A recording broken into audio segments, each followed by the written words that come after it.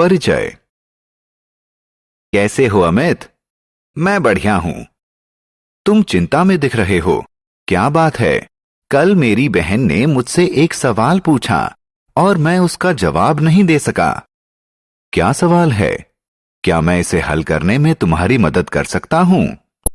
उसने पूछा कि ऐसा क्या है जो हमें फल भी देता है और लकड़ी भी, जो धरती पर पैदा हो सकता है और पानी में भी, जो घर में पाया जाता है और जंगल में भी।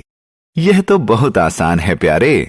उन्हें वनस्पति या पेड़ पौधे कहते हैं। आओ सीखें। विभिन्न प्रकार की वनस्पतियों का वर्णन करना।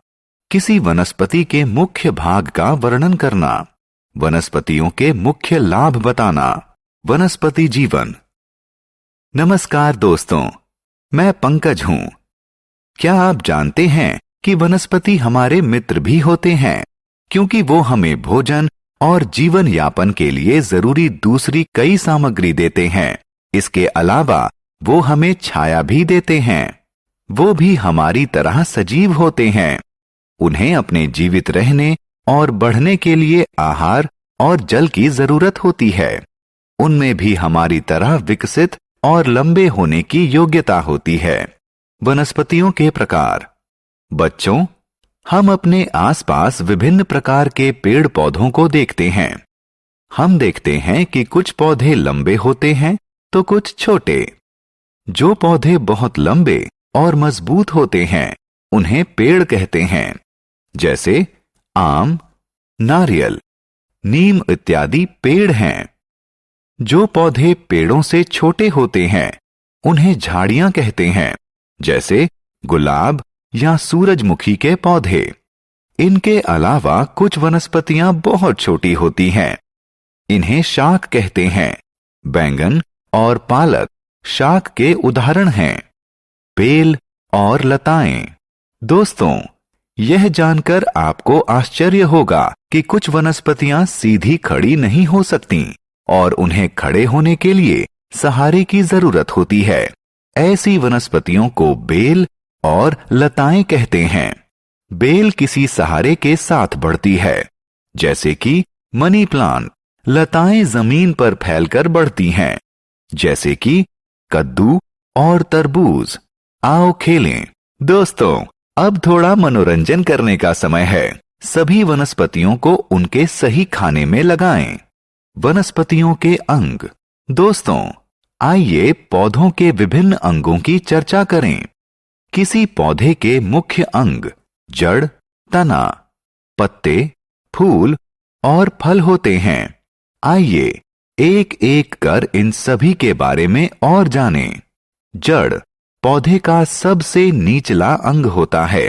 ये मिट्टी में विकसित होती है और पौधे को जल और खनिज प्राप्त करने में सहायता करती है। तना और पत्तियां। पौधे का अगला अंग तना होता है। पौधे के कठोर भाग को तना कहते हैं, जो जमीन के ऊपर उगता है। यह पत्ते, फल और फूल को वहन करता है। तना पौधों को सहायता भी देता है।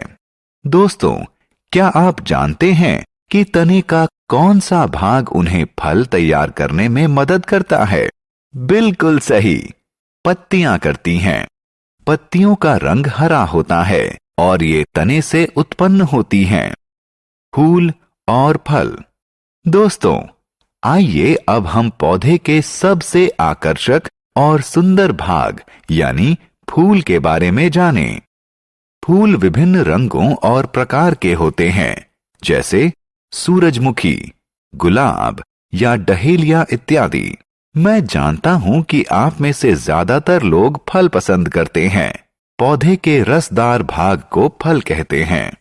फल विभिन्न आकार, प्रकार और रंग के होते हैं, जैसे केला, आम, सेब या संतरा। बीज। जब हम सेब काटते हैं तो उसके अंदर क्या देखते हैं? हाँ, बिल्कुल सही, हम छोटे भूरे बीज देखते हैं।